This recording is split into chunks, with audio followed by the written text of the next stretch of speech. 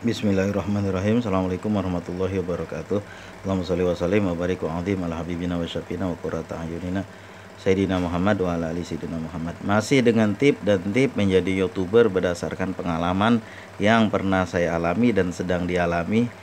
Have been going kalau bahasa Inggris, apa itu, person perfect continuous tense, telah, sedang, dan akan dijalani.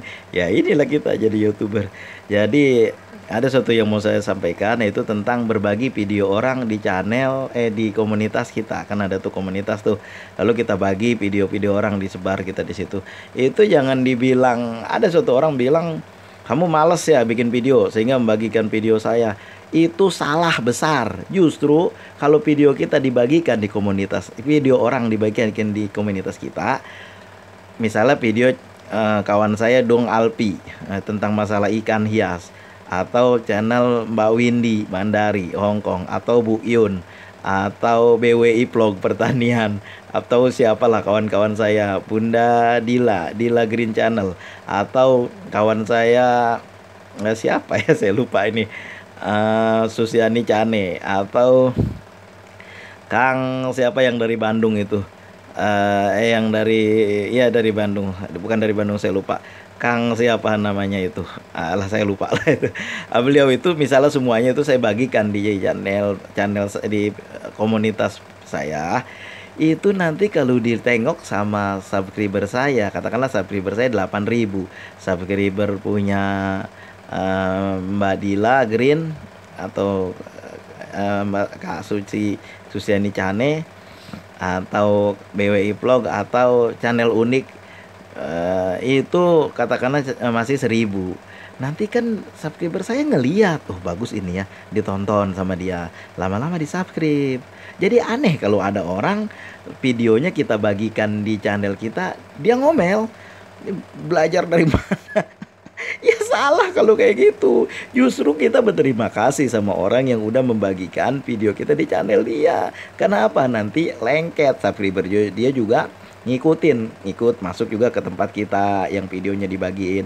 Misalnya Mbak Windy lah, saya Puisi Windy misalnya. Nah kan saya sebut kan namanya Puisi Windy, lalu mesti orang lain nanya, mana Puisi Windy, coba gue tengok, kan, oh iya bagus nih, dia subscribe. Nah begitulah, itulah yang disebut barangkali kolaborasi, saling membagi video.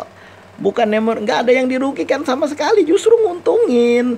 Aneh ada orang yang berpikir kayak begitu. Belajar di mana kayak gitu?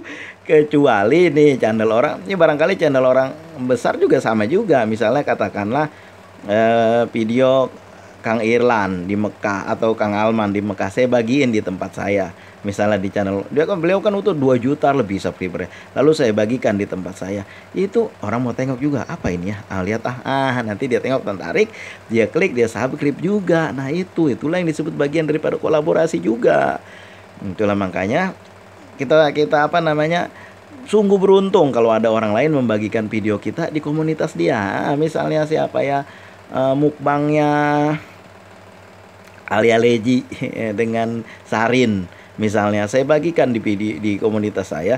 Sarin kan atau Meleji kan baru 2.000-an ya, lalu saya bagikan di tempat saya 8.000. Oh iya bagus ini channel nih, mau nonton sekali-sekali, lama-lama jadi di subscribe. Nah itu bukannya merugikan siapa-siapa, saya untung, beliau lagi lebih untung lagi. Kenapa? Subscriber saya juga nonton, punya video beliau. Nah itulah, apalagi yang masih yang nggak setia juga nggak masalah. Emang orang nonton mancing doang apa? Kan orang juga mau nonton juga tentang religi, tentang sejarah, tentang mungkin pening kepalanya mau nonton tentang makan-makan, atau film yang lain, film Upin misalnya. Nah itulah, jadi saling terkait kita dengan dia. Kalau ada video kita dibagikan di komunitas orang lain, itu bagus, justru bagus. Nah justru barangkali kalau yang videonya besar, katakanlah macam Insan Tutor, kita bagikan di channel di apa namanya, di apa namanya tuh, misalnya punya kita lah, katakan punya kita dibagikan di tempat Insan Tutor, komunitas Insan Tutor, ya mungkin beliau akan direkomendasikan ke yang lebih kecil secara secara ini nanti cuma di situ-situ aja begitu kan, tapi beliau tidak seperti itu. Nggak apa-apa, kita bantu orang, gitulah, itulah tergantung hati masing-masing kan. Nah buat kita yang masih sedikit-sedikit, yang belum ada 10.000 apalagi 100.000, sesama kita saling berbagi video itu bagus banget. Salah itu kalau kita melarang, justru biarkan aja supaya subscriber dia juga ngelihat video kita, saling terkait. Nah itulah bagusnya saling membagikan video di antara kita orang-orang yang masih sedikit, bukan dilarang. Kalau kita larang-larang bagaimana video kita mau terkenal? Justru salah kalau kita bagikan di Facebook, di WA, itu yang salah karena nanti rekomendasinya dari eksternal. Kalau dari eksternal itu nggak betul. Kenapa? Nanti akan ke situ-situ juga. Dan biasanya nontonnya semenit 2 menit. Itu akan merusak video kita di masa depan. Justru kita harus membagikannya dari PR kita terbesar nih. Apa nomor satu di sumber pengunjung adalah nomor satu berasal dari rekomendasi YouTube. Yang kedua berasal dari mungkin pencarian YouTube. Bukannya dari eksternal, apalagi dari short. Kalau dari eksternal kita bagikan di WA, kita bagikan di Facebook atau di Twitter atau di mana, itu namanya dari eksternal. Kalau terlalu banyak dia, apalagi posisinya ada di atas, video kita subscribernya banyak, yang nonton kagak ada.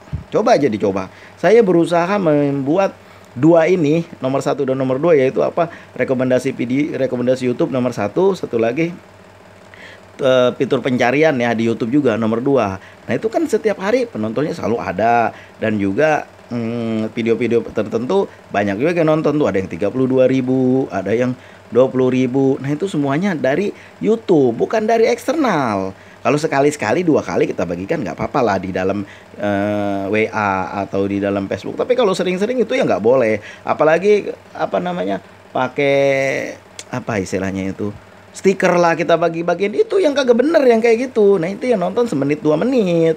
Justru kolaborasi sesama kita sama YouTuber, nah itu yang bener, supaya posisi kita itu, posisi pencarian itu ada di nomor 1 dan nomor 2 rekomendasi YouTube dan fitur pencarian, barangkali itu ya. Itulah kalau misalnya setahun kita lihat nih sumber pengunjung setahun, dalam setahun atau 365 hari itu, ternyata nomor 1 nomor 2 dia, kemungkinan besar ke depan video kita akan berkembang. Tadi kali dari eksternal, dari WA, dari Facebook, dari yang lain-lain, itu penontonnya kagak ada, subscribernya banyak. Nah itu yang kita nggak mau kan. Maka dari itu bagian daripada di dalam penyebaran video di dalam YouTube adalah dengan cara membagikan video sesama kita di komunitas. Makanya saya sering tuh orang-orang yang kelihatannya ini kayaknya masih kurang nih, biar saya bantu. Itu makanya ada orang yang kalau dia dikasih super tank dia bantu, dia masuk, dia kirim, dia sebar di komunitas dia, supaya subscriber dia ini yang udah puluh ribu atau udah banyak itu bisa melihat channel yang masih sedikit. Nah begitulah, mudah-mudahan bisa dipahami, mudah-mudahan ini berdasarkan pengalaman aja ini. Saya perhatikan gitu juga ya, dan berdasarkan informasi dari orang-orang yang udah senior dari kita. Terima kasih atas segala perhatian. Assalamualaikum warahmatullahi wabarakatuh.